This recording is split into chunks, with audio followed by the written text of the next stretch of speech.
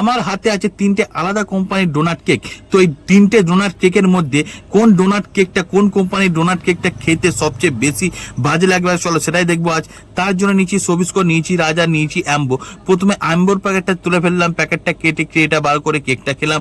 খেয়ে দিলাম, choco vanilla feel ভরপুর ছিল, স্পঞ্জের মতো কেকটা, নরম, বেশ ভালোই লাগলো।